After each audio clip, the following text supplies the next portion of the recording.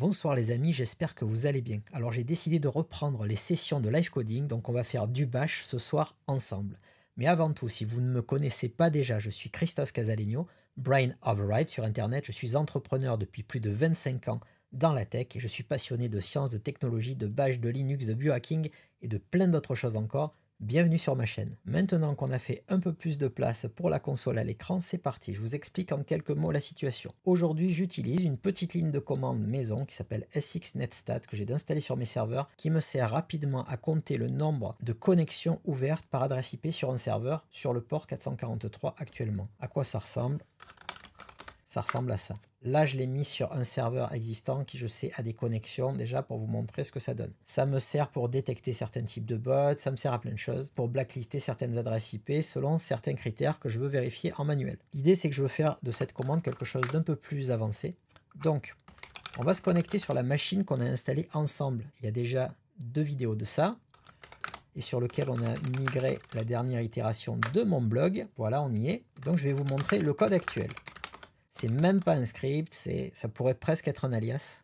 Voilà comment ça se présente. Il n'y a pas plus simple. On a une seule variable. Cette variable, elle nous sert juste à afficher un nombre de lignes déterminé. Donc si on est sur une machine avec beaucoup d'adresses IP connectées, plutôt que de toutes les afficher, on va pouvoir y dire affiche-moi juste les 10 qui consomment le plus de connexion. Et si je veux filtrer, je filtre la sortie directement avec un pipe grep, etc. Ça peut me servir pour identifier des IP, les blacklister, etc. J'ai décidé d'en faire un outil un peu plus propre pour l'interfacer ou le piper facilement avec la commande blacklist qu'on a écrit déjà dans une précédente vidéo.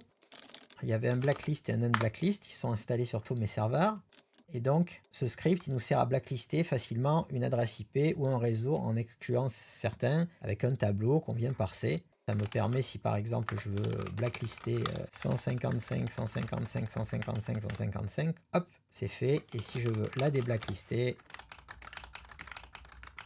donc très simple d'utilisation. Donc mon idée, c'est de reprendre un petit peu des fonctionnalités qu'on a là-dedans pour avoir une liste à la fois d'IP que je ne veux pas afficher, une liste d'exclusion d'adresse IP, et avoir un format de sortie qui soit un peu plus ordonné, que je vais pouvoir traiter vraiment de manière automatique parce qu'actuellement j'ai des tabulations au départ qui sont celles de la sortie, qui peuvent empêcher les traitements, je suis obligé de piper du AUK, etc. Et l'idée, c'est de me faire quelque chose d'un peu plus sympathique. Donc pour ce faire, je vais faire un SXNetStat2 et on va repartir un peu du même principe en essayant d'améliorer les choses. Je vois aussi que quand je regarde ma commande netstat, c'est pas forcément très optimisé. Un tiret plan, ça affiche tous les sockets. Je pense qu'il y a une autre chose très utile qu'on pourrait rajouter, que je fais aujourd'hui manuellement. Donc si je fais un SXNetStat, par exemple ici, je vais récupérer cette sortie et je vais utiliser la commande host, par exemple, pour voir son reverse. Éventuellement, je vais piper avec un xarg et faire toute une liste. Et je pense que je peux automatiser quelques informations qui sont utiles. Bon, désolé pour le visiteur de chez Proxat qui était là, je vais essayer de masquer ça en post-prod. Je nettoie pour éviter d'avoir à faire 25 fois le masquage. Et donc c'est parti pour SXNetStat2. Je vais m'ouvrir sur une deuxième console le script actuel. Comme ça m'évite d'avoir à partager l'écran ou faire quelque chose de moins lisible. La ligne de commande. Actuellement, c'est celle-là. Alors je pense que je vais faire comme d'habitude, je vais vous mettre dans ma tête pour savoir un peu comment on va découper tout ça. On va découper tout ça en plusieurs parties. D'un côté, il va y avoir les variables qu'on va utiliser. De quoi on va avoir besoin? On ne va pas changer. On va toujours avoir le nombre d'adresses IP. On va avoir une liste qu'on va ignorer. Donc on ne veut pas dans le décompte. Donc pour ça, on va se faire un petit tableau. Et donc là, je vais mettre ça. Puis après, on va mettre ça, par exemple.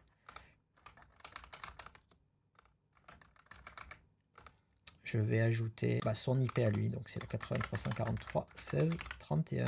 Et après, une autre option qui peut m'intéresser, c'est que j'utilise très souvent en manuel, c'est la commande host pour faire un reverse des IP. Je pense qu'on peut automatiser ça et en faire une petite option qu'on va mettre dans notre $2. Donc un reverse lookup est égal à 2. D'un côté, il va falloir qu'on traite qu'est-ce qu'on ignore. Donc pour ça, on va se faire une fonction qu'on va appeler avec check ignore list. Ignore list. On va faire une pour récupérer les IP, donc qui va correspondre à notre commande netstat, tout simplement. On pourrait l'appeler, je sais pas moi, getIP, par exemple.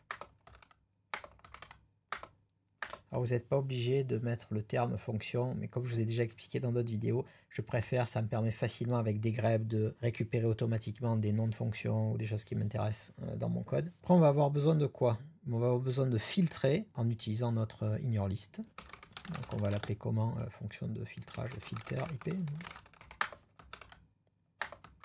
Après on n'aura plus qu'à exécuter notre dernière fonction. Donc là on a la structure de notre script.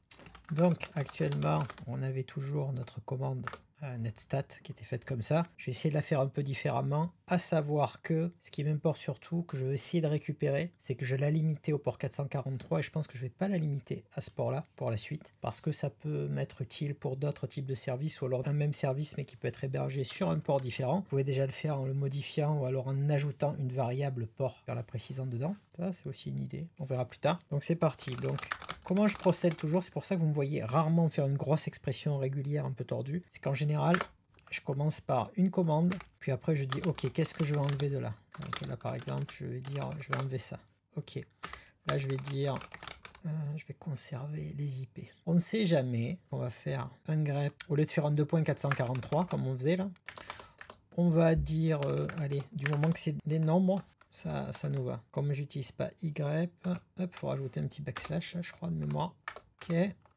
Ensuite, là, on va pouvoir ajouter un AUK pour nous afficher le 1, 2, 3, 4, 5. Ça change pas, c'était déjà le 5 avec la commande précédente. $5. Ok, maintenant il ne nous reste plus qu'à couper là, ce qu'il y a après les deux points. Donc cut-d-f1. Voilà, on garde que ça.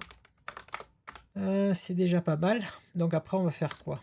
Alors, moi j'aime bien faire un petit tri, c'est plus joli. Bon, on va compter, on va faire exactement ce qu'on faisait avant. Hein. Donc unique-c pour count, donc comme ça on a toutes les entrées. Ça on s'en préoccupe pas de ce qui nous intéresse pas pour l'instant. Pourquoi? Parce qu'on va le gérer directement dans le script. Et après on trie ça. Sort-nk1. On trie ça dans l'ordre croissant. Je crois que là déjà on a une commande de base qui est pas mauvaise. Ça c'était notre commande précédente. Si on la regarde, hop, ça fera à peu près la même chose. Sur lequel on aura toujours d'ailleurs notre number IP. Ok, ça le fait. Donc notre fonction getIP. Hop, donc auquel je rajoute n number IP. Plus besoin de ça. Bon, c'est pas mal. Donc maintenant pour l'ignore list, on va procéder comme on a fait dans le script précédent blacklist. Un tableau, ça va faire le job, pas besoin d'un fichier supplémentaire. Une petite boucle pour venir parser le tableau et savoir si on ignore une IP ou si on l'ignore pas. Allez, c'est parti. Ici, on va juste mettre notre local IP égale $1.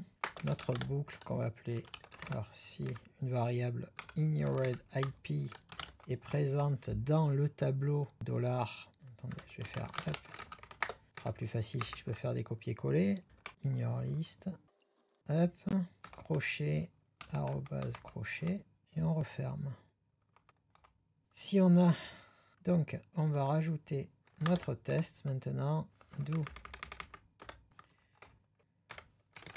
IP si c'est égal à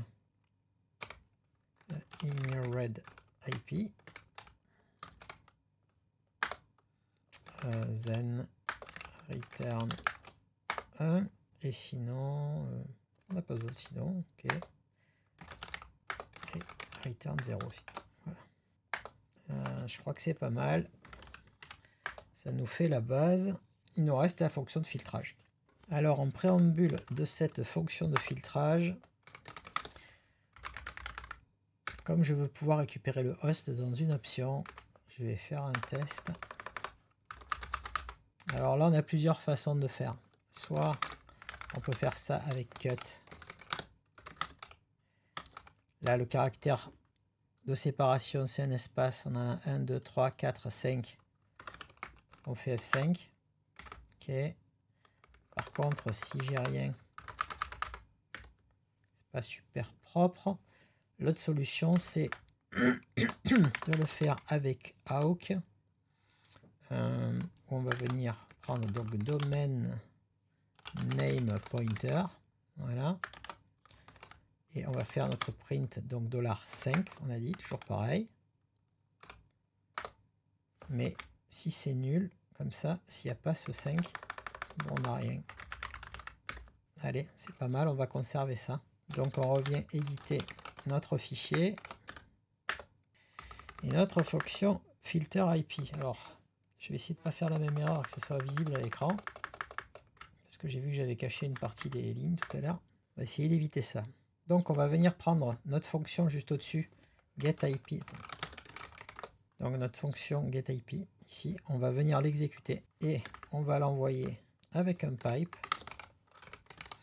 Donc le résultat de cette fonction getIP, on va l'envoyer avec un while read count IP.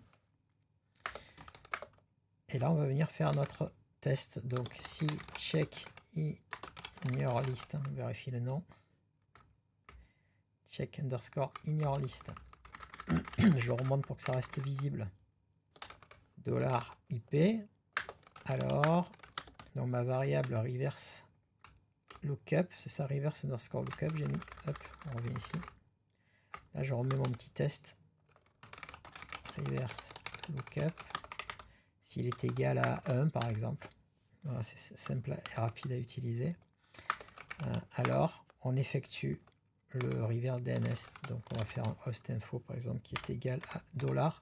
Et là, je vais faire la commande qu'on a testée juste avant dans la console. Donc, host IP pipe awk. C'est domain name pointer. Domain name pointer. Print $5. Hop. Voilà. Là, on pourrait tester si c'est vide. Si l'information, si ce qui est retourné est vide, bah dans ce cas-là, on la remplit. On dit que la variable, elle est non disponible, par exemple. Je sais pas. Voilà, comme ça. C'est host info égal. Là, j'ai fait une bêtise, j'ai oublié le double quote. OK. Puis, il ne nous reste plus qu'à faire l'affichage, en fait. Donc, ici, on peut faire notre echo count $IP et notre host. Et sinon, on met juste notre count IP, si on n'a pas précisé qu'on voulait le host. OK. Ben, il me reste juste à initialiser comme on faisait initialement. Dans le SXNetStat, on venait récupérer, fixer une valeur par défaut. J'aurais pu aussi le fonctionnaliser. Pour l'instant, je vais faire, on va faire comme ça. On verra si ça devient quelque chose de plus gros plus tard. Voilà, là je crois que c'est pas mal. C'est pas mal du tout. Donc, je vais faire mv sxnetstat2 sxnetstat2. Je suis confiant. sxnetstat2. Faut lui donner les droits, bien sûr. sxnetstat2. Il nous sort rien du tout. Ok. Ah, il n'y a peut-être personne sur le site, ou alors c'est que je me suis trompé quelque part. Ah. En fait, notre script, il fait rien du tout là. Parce que j'ai oublié d'appeler la fonction qui s'appelle filter IP. Et c'est tout, pas besoin d'option. Maintenant, on peut refaire notre sxnetstat2. Et voilà, on a notre script qui fonctionne.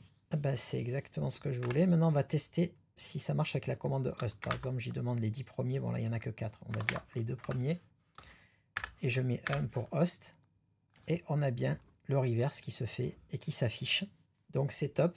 Je pourrais le tester sur un serveur sur lequel il y a plus de trafic, histoire de voir ce que ça donne. J'ai juste besoin de cacher un petit truc pendant une seconde. Parce qu'il faut que j'aille sur un serveur de prod. Voilà, là, je vous ai coupé le terminal. Normalement, je vais récupérer. Alors, ça vous pourriez, je pourrais déjà vous le montrer par contre. Attendez. Donc, je vais récupérer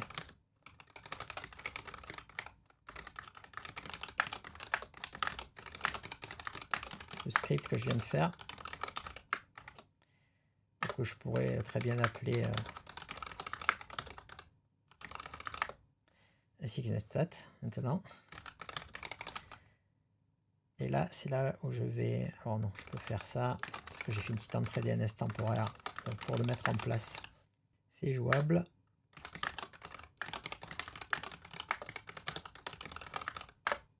Ok. Maintenant, je coupe la visibilité, le temps de me connecter sur le serveur. Parce que le serveur ne s'appelle pas vraiment test-christophecasalegno.com. Le temps d'anonymiser le shell. Voilà, qu'on ne voit plus le nom de la machine. Je remets. Et je peux maintenant tester ça grandeur nature, sans option, avec option. On voit la belle saloperie là qu'il a l'air d'avoir en bas. Et on va tester notre fonction host. Il n'a pas d'host en plus celui-là. Un petit whiz dessus. Saint-Pétersbourg, Russie. Bye bye. Bon écoutez, mission accomplie. J'espère que cette vidéo vous aura plu. N'hésitez pas à commenter, liker, partager, vous abonner à mon canal Telegram si vous ne voulez pas manquer mes prochaines vidéos. Parce que comme je l'ai déjà expliqué, la suggestion YouTube suggère mes vidéos à des trucs qui n'ont aucun rapport avec l'informatique. Je ne sais pas pourquoi. Ça le fait de temps en temps. Sur ce, je vous souhaite une excellente soirée et je vous dis à très bientôt sur les réseaux. Bye les amis.